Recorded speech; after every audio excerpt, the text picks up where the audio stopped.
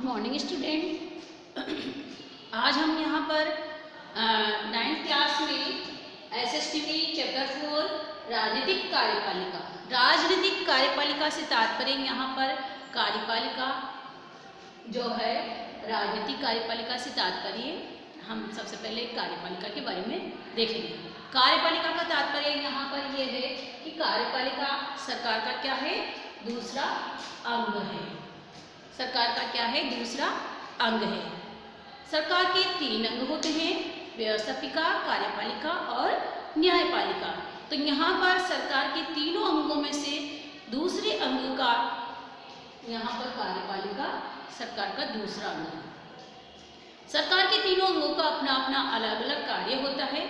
जैसे व्यवस्थापिका का कार्य कानून का निर्माण करना और कार्यपालिका का कानून को लागू करना और न्यायपालिका का कानून के अनुसार न्याय करना। इस प्रकार तीनों का अपना अपना अलग अलग कार्य होता है और तीनों अपने अपने स्तर पर कार्य करते हैं। जो भी कार्यपालिका सरकार की क्या करती है, कार्यपालिका सरकार की नीतियों को कार्य रूप देने के कारण इन्हें हम क्या कहते हैं, कार्यपालिका कहते हैं। कार्य का पालन करना, कार्यपालिका या अर्थात कार्य का पालन करने वाली। तो इस प्रकार से कार्यपालिका क्या करती है, सरकार की जो नीतियां हैं उनको कार्य रूप देने का कार्य करती है। उनके अनुसार जैसे कि व्यवस्थापिका क्या करती है, कानून निर्माण करती है, कानून बनाती है। उन्हीं कानून को क्रियान्वित कौन करती है, कार्यपालिका क्रियान्वित करती है। तो कार्यपालिका इस प्रकार से क्रियान्वित करती है। अब देखते हैं राजनीतिक और स्थायी कार्यपालिका। देखो, राजनीतिक और स्थायी कार्यपालिका, तो यहाँ पर लोकतांत्रिक देश में कार्यपालिका के 2 हिस्से होते हैं। कार्यपालिका का हमने लोकतांत्रिक देश में 2 हिस्से कर दिए हैं, 2 हिस्से होते हैं। पहला इसमें देखो, जनता द्वारा खास अवधि तक के लिए क्या होता है, जनता द्वारा खास अवधि के लिए इसमें जो भी निर्वाचित लोगों को राजनीतिक कार्यपालिका कहते हैं।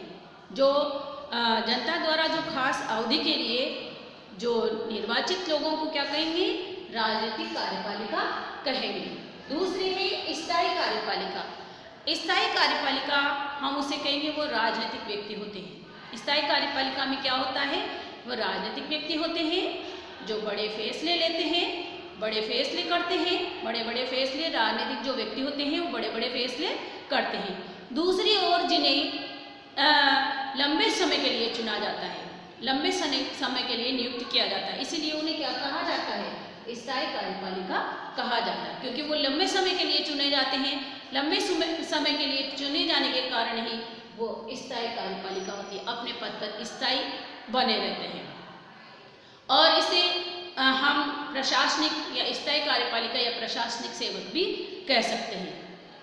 तो इस तरह से जो कार्यपालिका एक तो राजनीतिक व्यक्ति होते हैं और दूसरा लंबे समय के लिए जो चुने जाते हैं वो स्थायी कार्यपालिका कहलाती है।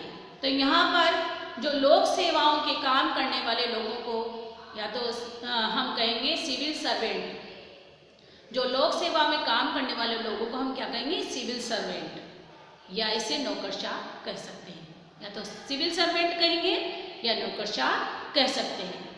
ये सत्ताधारी पार्टी के बदलने के बावजूद भी अपने स्थान पर यथावत बने रहते हैं और अपने स्थान पर यथावत बनकर अपना कार्य करते हैं। क्योंकि जब भी कोई भी सत्ताधारी अपनी पार्टी बदल लेता है, दूसरी पार्टी वाला आ जाता है, कोई भी सत्ताधारी दूसरा आ जाता है, उसके बावजूद भी ये अपने पद पर बने रहते हैं और अपना कार्य अच्छे से करते हैं। तो इस प्रकार से जो अधिकारी राजनीतिक कार्यपालिका के तहत काम करते हैं और प्रशासनिक उनकी सहायता करते हैं। क्योंकि अधिकारी राजनीतिक कार्यपालिका के तहत क्या करते हैं, कार्य करते हैं और प्रशासन क्या करता है, उनकी सहायता, उनके कार्यों में उनकी सहायता करता है।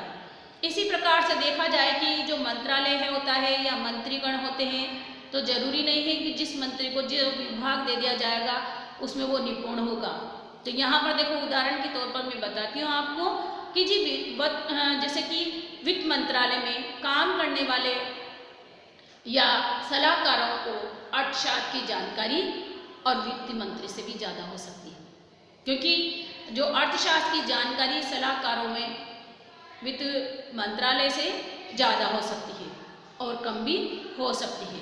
कभी कभी मंत्रियों को अपने मंत्रालय के जो अधीनस्थ यानी कि निम्न स्तर के मामलों की तकनीक जानकारी बहुत कम होती है, क्योंकि अपने मंत्रालय के निम्न स्तर के जो भी मामले होते हैं उनकी तकनीक की जानकारी बहुत कम होती है। और जैसे रक्षा उद्योग है, रक्षा है, उद्योग है, स्वास्थ्य है और विज्ञान है और प्रौद्योगिकी है, खान आदि मंत्रालयों में ऐसा होना आम बात होती है। जो भी ये मंत्रालय ये विभाग होते हैं उनमें क्या होता है, अन्य तकनीकी की जानकारी बहुत कम होती है। जो निम्न स्तर के जो मामले होते हैं या निम्न स्तर के जो मामलों की उनको जानकारी, तकनीकी मामलों की जानकारी बहुत कम होती है। किसी भी लोकतंत्र में जो लोगों की इच्छा सर्वोपरि होती है। जहाँ पर भी लोकतंत्र शासन व्यवस्था है वहाँ पर लोकतंत्र शासन व्यवस्थाओं में जनता की इच्छा ही सर्वोपरि होती है, क्योंकि क्या करता है, जो भी मंत्री या प्रतिनिधि चुने जाते हैं वो किसके माध्यम से चुने जाते हैं, जनता के माध्यम से चुने जाते हैं। मंत्री लोगों के द्वारा चुने जाने के कारण उनकी इच्छाओं को ध्यान में रखते हैं और उनकी इच्छा के अनुरूप ही कार्य करते हैं।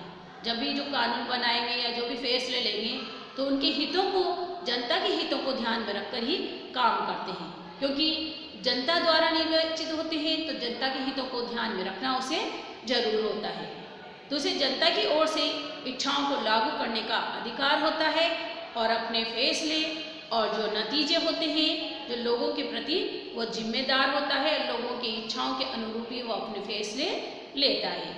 इसी वजह से मंत्री और सारे फैसले जो भी सारे फैसले करता है उसके नीतिगत फैसले किए जाते हैं और पूरे मामले को समझकर और पूरे इस प्रकार से भली भांति महत्वपूर्ण फैसले लिए जाते हैं कि जब भी मंत्री, क्योंकि क्या होता है, मंत्री सब किसके माध्यम से चुने जाते हैं, जनता के माध्यम से चुने जाते हैं और जनता के अनुरूप ही वो कार्य करते हैं। जनता की इच्छा को ध्यान में रखकर कार्य करते हैं, जनता के अनुरूप कार्य करते हैं। तो इस प्रकार से यहाँ पर जो मंत्री लोकतांत्रिक शासन व्यवस्था में जनता की इच्छाओं को, जनता के हितों को ध्यान में रखते हैं।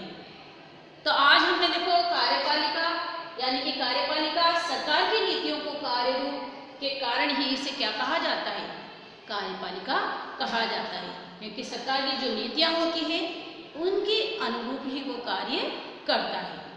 और राजनीतिक और स्थायी कार्यपालिका, राजनीतिक यानी कि जो भी व्यक्ति चुने जाते हैं वो कौन से होते हैं, राजनीतिक व्यक्ति होते हैं जो बड़े फैसले लेते हैं। इसी तरह से स्थायी कार्यपालिका वो लंबे समय के लिए चुने जाते हैं, क्योंकि लंबे समय के लिए इसलिए चुने जाते हैं क्योंकि उन्हें जो भी कार्य या नीतियाँ जो बनाई जाती है उनको पूर्ण करना होता है। अगर उन्हें कम समय के लिए चुना जाएगा तो वो नीतियाँ, जो कार्य या योजनाएं हैं वो अधूरी रह जाएगी। इसलिए उनकी नीतियाँ, उनको कार्य को पूरा करने के लिए ये क्या किया जाता है, उनको लंबे समय के लिए चुना जाता है।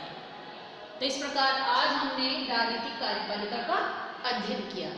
धन्यवाद।